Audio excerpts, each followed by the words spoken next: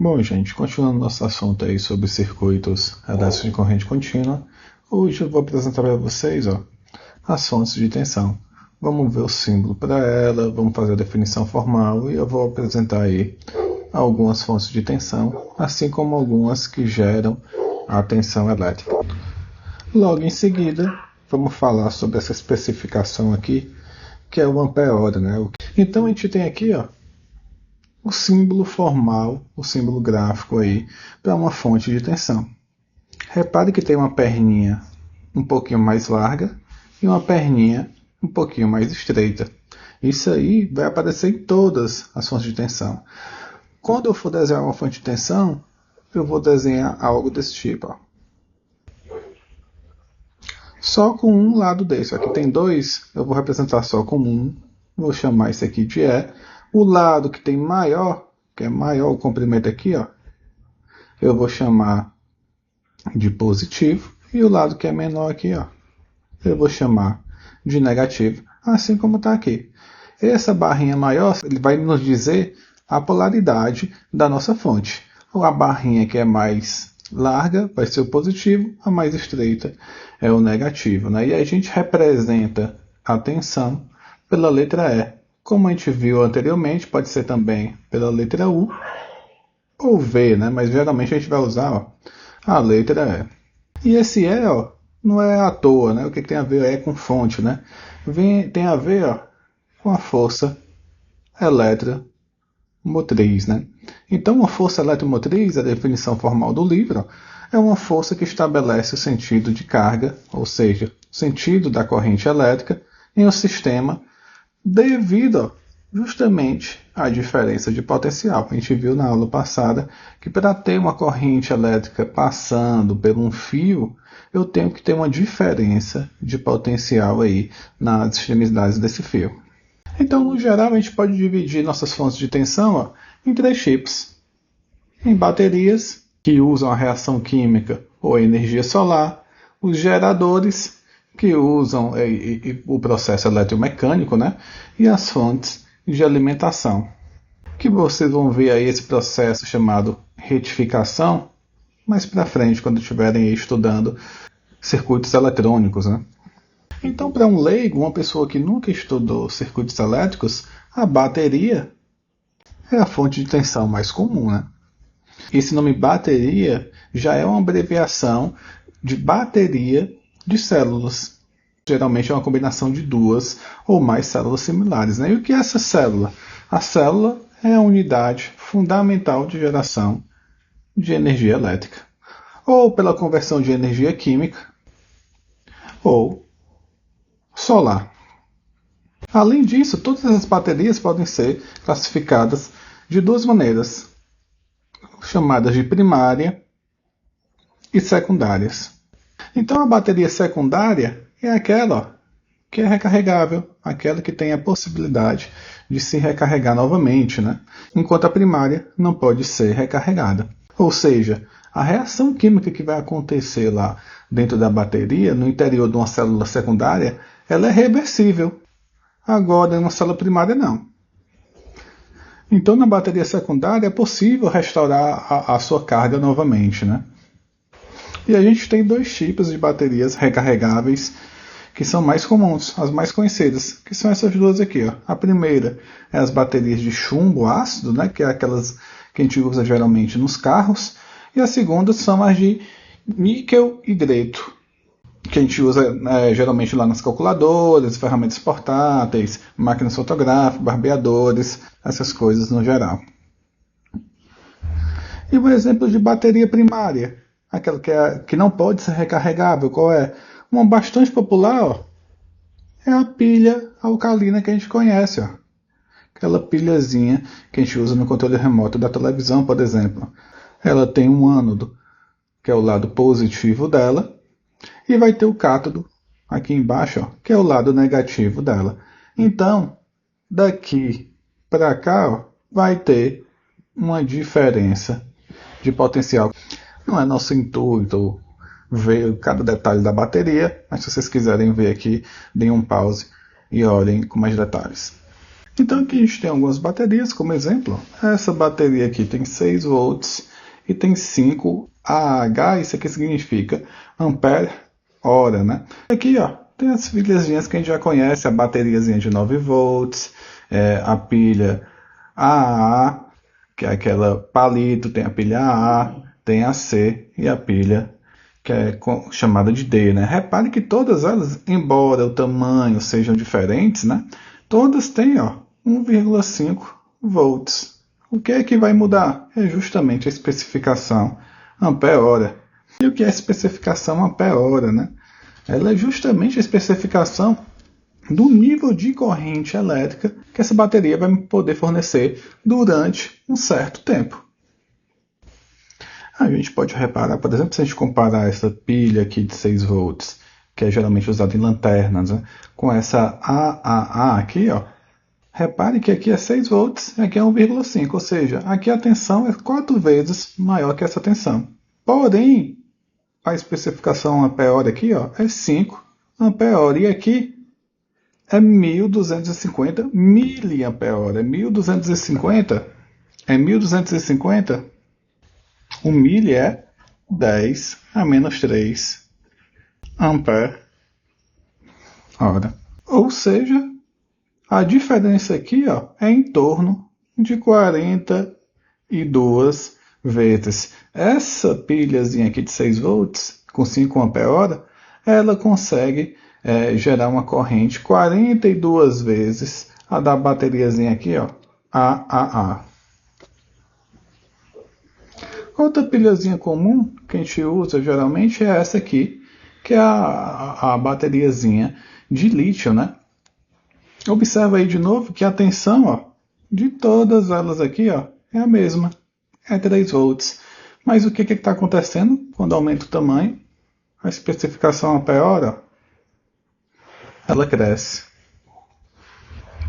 E esse tipo de bateria de lítio geralmente é bastante útil em baixas temperaturas. Então, como vocês perceberam, e tem aí uma dica do livro, né? Para baterias do mesmo tipo, o que é que vai acontecer? O que é que o tamanho dessa bateria vai me indicar? Vai me indicar justamente ó, a corrente drenada padrão ou a especificação ampere-hora. Quanto maior for essa bateria, como a gente está vendo aqui, ó, quanto maior for essa bateria, maior é a especificação ampere-hora ou maior é a corrente drenada, né? Embora todas elas ó, sejam de 3 volts. Então, voltando aí ao assunto das baterias secundárias, né? Ou seja, aquelas que podem ser recarregáveis, a gente tem aquela bateriazinha que a gente conhece muito bem, né? Que é a bateriazinha que tem no carro. Ela tem que tensão? Geralmente aí, ó, próximo de 12 volts. E ela é conhecida como bateria de chumbo ácido, né? Ou seja, ela tem os eletrodos lá de ácido sulfúrico e os eletrodos são feitos de chumbo, né? Tá aí a bateriazinha que a gente usa no nosso carro. Aqui os terminais, ó. Terminal positivo, terminal negativo, que é onde eu vou ligar o meu fio. Aqui, ó, a gente tem as células individuais. Quando eu tenho um conjunto de células aí, eu vou ter minha bateriazinha, né? E, em geral aqui, ó, a gente tem 6 células, né? Ou seja, 6 vezes 2,1 vai dar em torno lá dos 12 volts, né? Então, quando eu ligo aqui, ó, alguma coisa, não sei o que é, algum dispositivo aqui no terminal da minha bateria, vou dizer que isso aqui é uma resistência, por exemplo, o que é que vai acontecer? Os elétrons vão começar a fluir aqui desse eletrodo de chumbo, né, em direção ao outro eletrodo, através aí das cargas. E esse fluxo aí de elétrons vai continuar até quando? Até infinito? Não, né? Vai continuar até minha bateria aqui, ó, tá totalmente descarregada. E o que é que vai me dizer o tempo de descarga? Ou seja, o tempo de descarga é determinado pelo quê? Quais fatores? São alguns. Por exemplo, pelo grau de diluição do ácido sulfúrico e também pela quantidade de sulfato de chumbo, né, que é depositado em cada uma dessas placas. Ora, como essa célula de chumbo aí, ela é do tipo secundária, ela pode então ser recarregável. E como é que eu faço isso? Simplesmente conectando uma fonte de corrente CC externa. Por que eu vou fazer isso aí? Para forçar a passagem de corrente através da mesma bateria, só que agora no sentido oposto à da corrente que percorre uma carga, né? O nome, né, carga, a gente vai usar durante a disciplina toda, né? Vai ser, por exemplo, como se fosse um aparelho, uma resistência. Tudo que eu ligar na minha fonte, eu vou chamar de carga. Falando a grosso modo, né?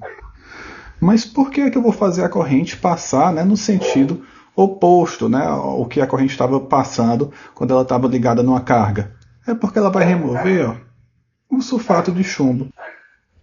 Ou seja, ela vai restaurar a concentração, ó, do ácido sulfúrico da célula, né? Então a gente viu lá que cada célula tem uma tensão lá de 2,1 volts e as baterias que são usadas nos automóveis, né, ela tem geralmente 6 célulazinhas dessa, né? Ou seja, 6 vezes 2,1 vai dar uma tensão ali nos terminais da bateria de 12,6 volts. Né? Então essas baterias de chumbo ácido, né, essas baterias de carro, são geralmente usadas quando? Quando é que eu uso geralmente uma bateria desse tipo? É quando eu preciso de altas correntes, e essas altas correntes que eu preciso vai ser por um curto período de tempo.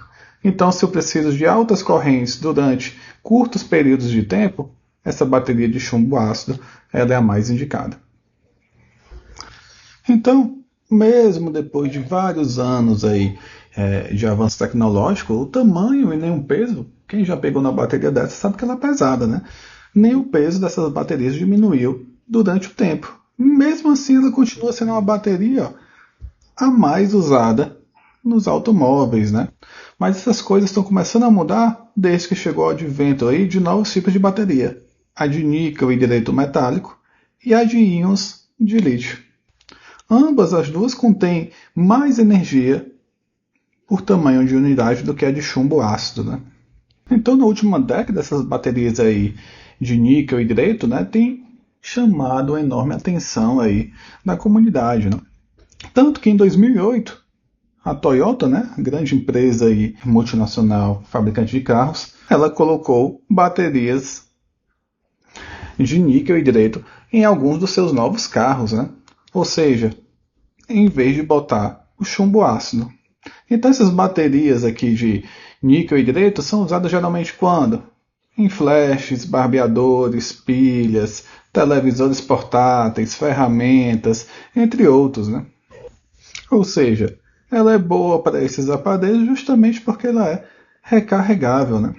Tem essa comodidade de eu não ter que comprar uma pilha toda vez. Basta botar, ligar ela numa fonte CC qualquer, que ela vai se carregar novamente. E tá aí algumas, ó. Mais uma vez, ó, o que está indicado pelo tamanho dela é justamente a especificação ampere-hora, que está crescendo com o tamanho da pilhazinha aqui. Ó. A tensão 1,2 volts é a mesma em todos, menos na bateriazinha aqui de 9 volts. Né? Aí outros exemplos, né? Aqui está bem claro que o tamanho vai crescendo, então a especificação ampere-hora está crescendo junto com ela. Então, assim como as baterias lá que a gente acabou de ver de níquel e hidreto, as de íon de lítio também têm recebido uma enorme atenção aí nos últimos anos, né, na última década. E ela é superior à de chumbo ácido e também a de níquel e hidreto, justamente porque ela carrega mais energia em um menor espaço do que ambas as duas aí que eu acabei de falar. Na última década, ela vem usada extensivamente nos nossos computadores, em baterias de celulares, computadores, tablets. Essa bateria de íons de lítio está sendo bastante utilizada, né? Mas ainda há um grande caminho para percorrer até o ponto dela chegar aí, ó, na indústria automobilística. Então tá aí elas, ó. Aqui é a de computador, né, de notebook, e aqui é de celular.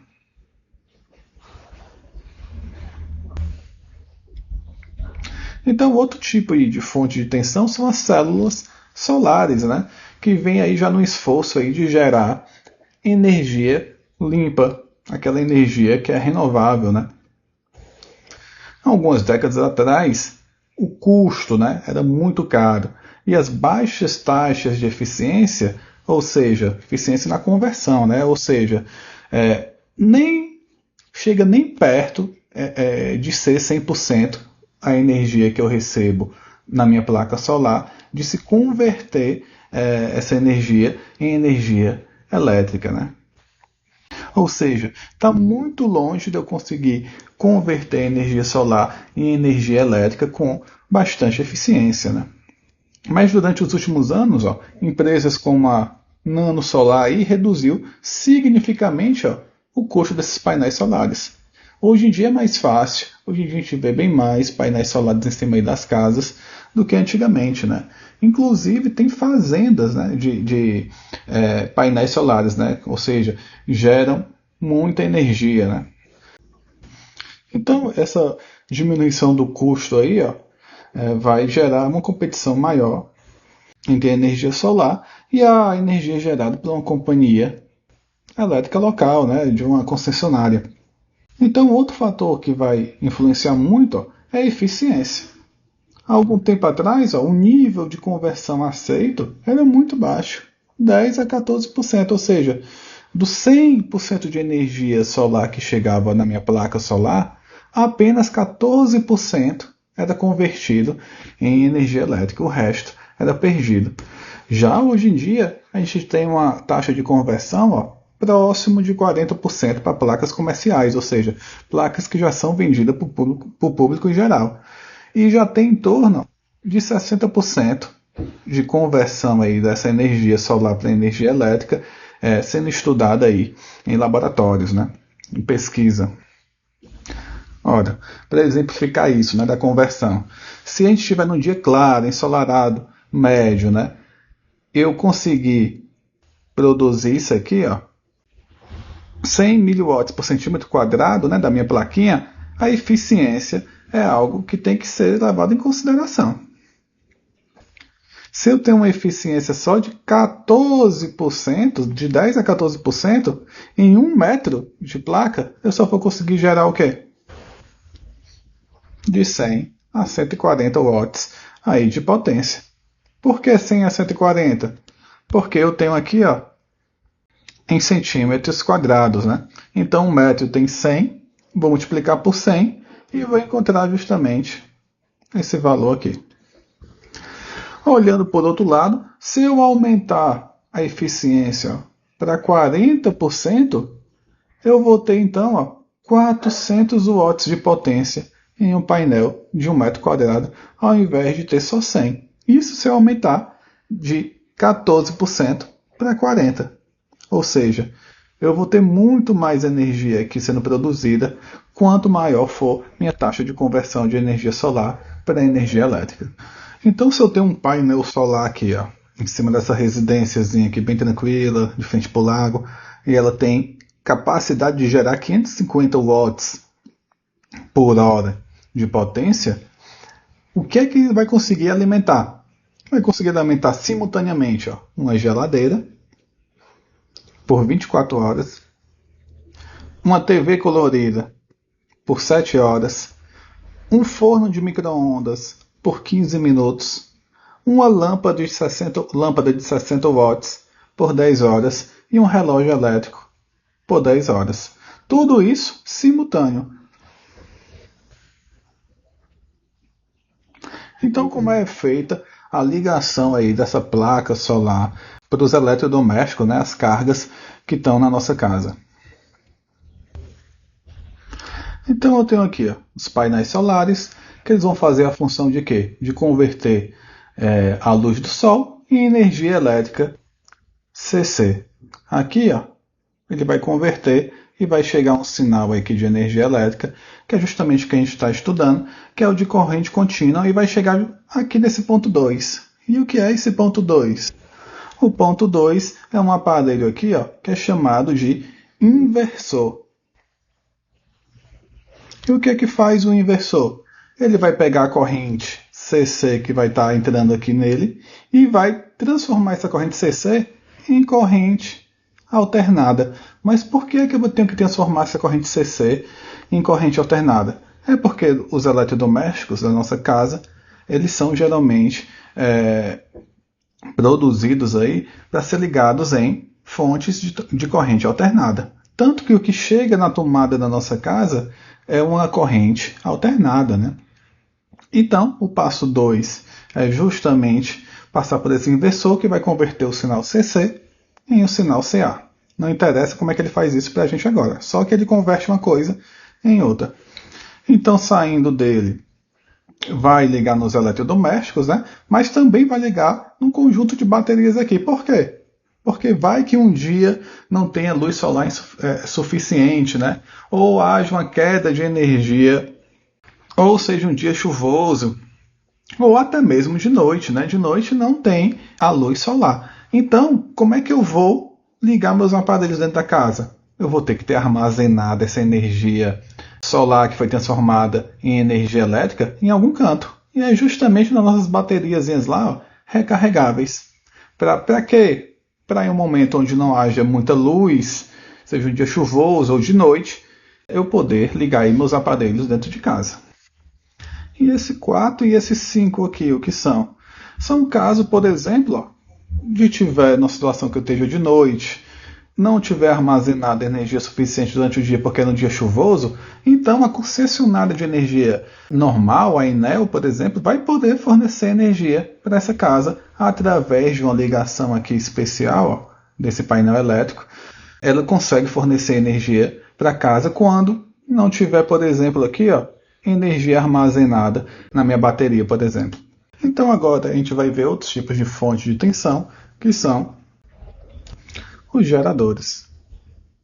Então o gerador CC, ó, ele é bem diferente das baterias que a gente viu até agora, né? Tanto na construção quanto no modo aí de operação. Ele vai ter um eixo lá que vai girar numa certa velocidade nominal, em função de um certo torque que vai ser aplicado por alguma fonte externa, né, de energia mecânica. E esse valor nominal, então, devido a isso, vai aparecer um valor nominal de tensão nos seus terminais.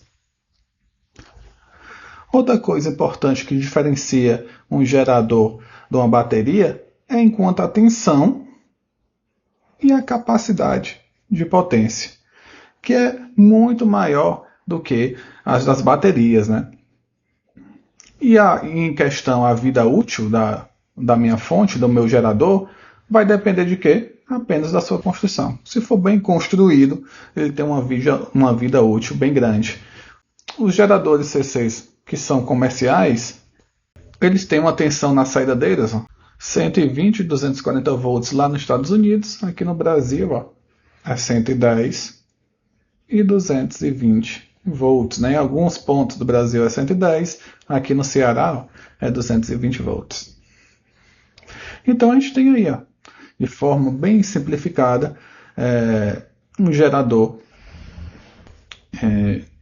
de corrente contínua, né? Vai ter aqui, ó, um eixozinho que vai girar esse eixo depois que eu aplico um torque aqui de alguma força mecânica externa, né? Então, depois que eu aplico esse torque, esse eixo começa a girar. Quando ele gira esse eixo, vai ter um mecanismo aqui dentro que não interessa para a gente agora, que vai gerar nas saídas aqui, ó, dos fiozinhos dos terminais uma tensão, por exemplo, de 120 volts. E nos laboratórios, né, quando você fazer práticas de laboratório, a fonte de corrente contínua mais comum, ela usa dois processozinhos, ó, que é chamado de retificação e filtragem. Para que ela faz isso? Porque ela vai receber, ó, um sinal alternado da tomada. E ela vai transformar com esse processo em um sinal CC, que é um sinal contínuo, né? O sinal alternado tem essa formazinha aqui, ó. Ou seja, ele se alterna, o sinal contínuo não. Ele vai ter o mesmo valor enquanto for passando o tempo, né? Esses processos de retificação e filtragem vocês vão estudar depois, aí mais para frente, depois que estudarem circuitos de corrente alternada, aí sim vocês vão estudar fazer um curso aí de eletrônica que vai envolver esses processos aí de retificação e filtragem. Então tá aí ó, as fontezinhas de bancada, né, que a gente chama. Essas fontes geralmente aqui, ó, elas são ajustáveis. Eu consigo ajustar o valor que eu quero da minha tensão aqui, ó, na saída delas. Essa outra aqui, ó, tem duas saídas independentes uma da outra. Eu posso ajustar uma tensão nessa e outra tensão diferente nessa outra aqui do lado. Mas, professor, tem 3 entradas ou saídas aqui, né?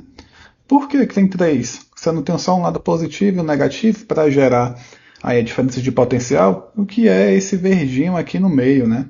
Esse verdinho aí é chamado de GND, que do inglês é o ground, né?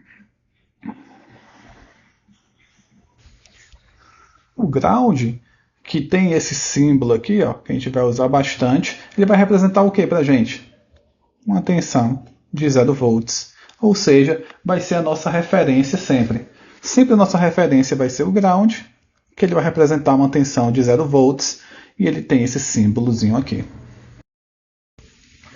Então, como é que eu vou fazer para ligar meu fiozinho na minha fonte, né? Minha fonte, ela tem essas 3 entradazinhas aqui, ó. As 3 entradazinhas da minha fonte. Vamos supor que eu quero que esteja aqui, ó, 10 volts.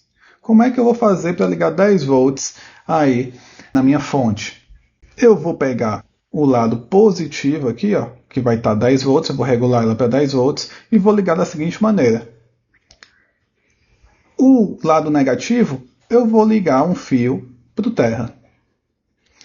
Esse fio que eu ligo diretamente para o terra aqui, ó, ele é chamado de jumper. Nada mais é do que um fio que eu vou curto-circuitar, mais pra frente a gente vai ver esse conceito de curto-circuito, esse terminal, que é o negativo, com o terra. Quando eu faço essa ligação aí sim, eu vou ter aqui, ó, daqui para baixo, eu vou ter 10 volts.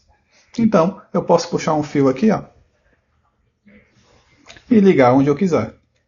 Vai ter 10 volts de diferença de potencial nesse fio, porque aqui vai ter 10 volts, e aqui embaixo, no negativo, vai ser 0 volts. Por que vai ser 0 volts? Porque ele está ligado, ó, diretamente no terra. E o terra vale quanto? 0 volts. Então, quanto é a diferença de 10 para 0? Quanto é 10 menos 0? É os próprios 10 volts, né? Então, se eu quero ligar minha fonte, por exemplo, para 10 volts, 15 volts, 20 volts, eu vou ligar com essa configuração aqui, ó, do item B. Agora, vamos supor que eu não quero mais uma tensão positiva, porque esse número aqui, o 10 volts, é acima do 0 volts, né? Ou seja, por isso que ele é positivo, ele é mais de 10 volts. Agora, vamos supor que eu quero uma tensão de menos 15 volts, por exemplo, ou menos 10, tanto faz. Como é que eu vou fazer? Agora, o jump que eu vou ligar, ó, do terra, é para o lado positivo. Quando eu ligo esse jump para o lado positivo, o que é que vai acontecer? O lado positivo vai ser o nosso terra e o lado negativo, ó, vai aparecer lá os menos 15 volts. Então, se eu quiser uma tensão negativa, eu vou ligar dessa maneira. Eu passo um jump do terra para o lado positivo. Então, vai sair um fiozinho aqui, ó. E quando eu ligar em qualquer canto, em qualquer carga, vai aparecer menos 15 volts quando eu medir essa tensão. E aqui no item D, o que aconteceu aqui? Eu deixei meu terra sozinho e fiz uma ligação aqui, ó, direto. Peguei um fio aqui, peguei outro fio aqui e botei no lado negativo. E eu tenho aqui, ó, mais 5 volts. Que tipo de ligação é essa? A gente chama que aqui tem 5 volts flutuante. Por que flutuante? Porque a gente não tem uma referência. A referência aqui está desligada da minha fonte. Eu não liguei um jump daqui para cá ou daqui para cá. Então, como a gente não tem esse nível de referência, que é o 0 volts, a gente diz que é 5 volts, aí no caso, flutuante, né? Raramente a gente usa essa configuração aí do item D, né?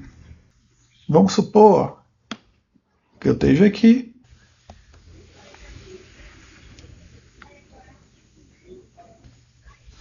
e encostei aqui, ó, numa máquina de lavar.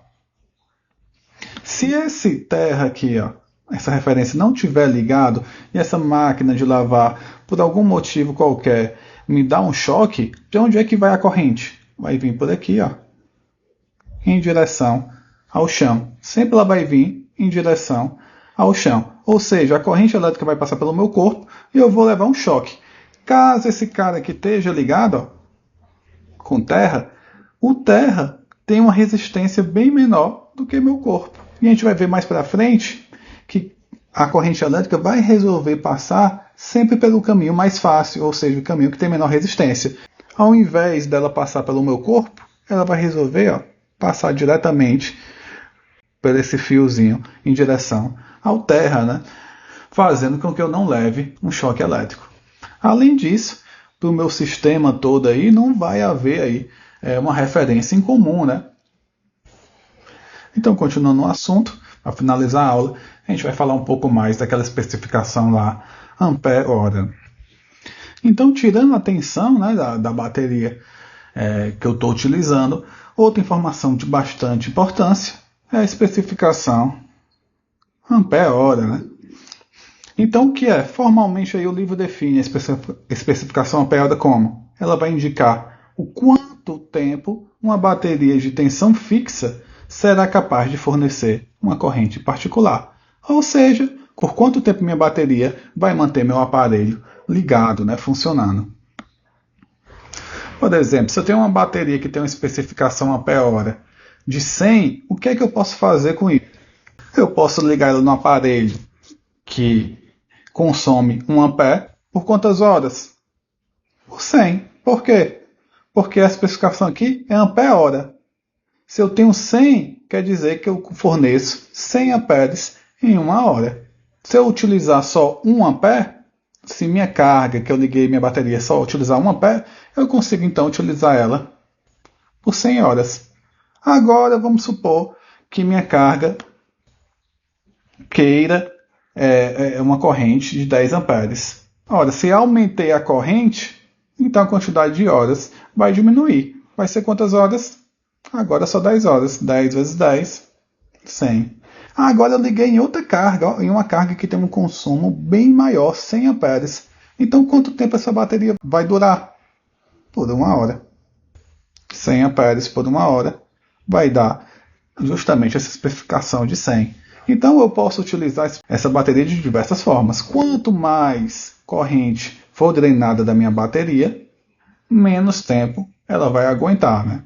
Então, a quantidade aqui, ó, ou seja, a vida da minha bateria, a quantidade de horas que ela vai suportar, é a especificação ampere-hora dividido pelo tanto de amperes que minha carga está solicitando aí da minha bateria. Então, se eu tenho uma especificação de 100, ela solicita 1 ampere de corrente, quantas horas ela vai durar? 100 dividido por 1, 100 horas, que é justamente essa situação. Agora vamos supor que a carga requeira 10 amperes de corrente.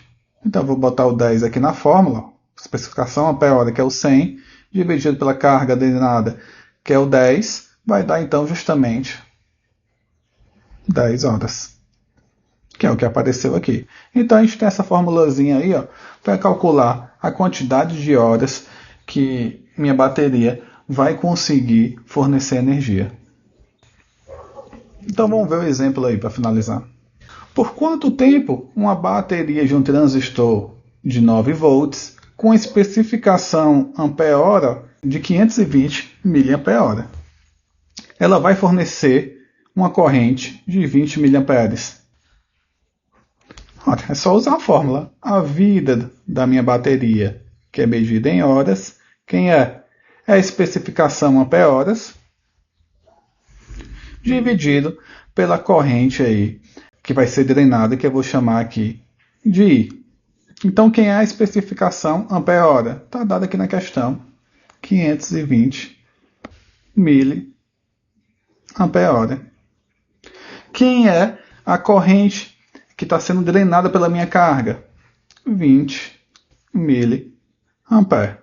Corto o A com A, o M com M. Então, 520 dividido por 20, ó, vai dar 26. 26 o quê? Sobrou só o Hzinho aqui, ó. 26 horas.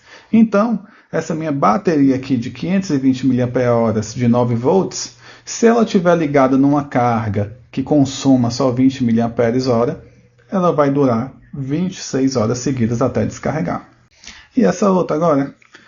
Por quanto tempo uma bateria de uma lanterna de 1,5 volts fornece uma corrente de 25 mA para iluminar a lâmpada, se a especificação ampere-hora é 16 Ah, né? Então ele quer saber o quê? O tempo que essa bateria vai durar, dado que a lâmpada que ela está ligada consome essa corrente aqui, ó. Então como é que eu vou fazer? Do mesmo jeito. A vida da minha bateria medida em horas é quem? É a especificação ampere-hora dividido pela corrente drenada aí da minha carga. Quem é a especificação ampere-hora? 16. Quem é a corrente drenada pela lâmpada? 250 mili. Mili é 10 elevado a menos 3 amperes. Então vai dar quanto essa conta? Se eu botar na calculadora 16 dividido por 250 vezes 10 a menos 3, eu vou encontrar, ó, 64. 64 o quê? Corto o A com A, sobra só o horas. Então essa bateria aí, ó, consegue fornecer energia para essa lâmpada por 64 horas. Então a gente terminou o assunto aqui. Próxima aula a gente continua nosso assunto falando sobre condutores, isolantes e semicondutores.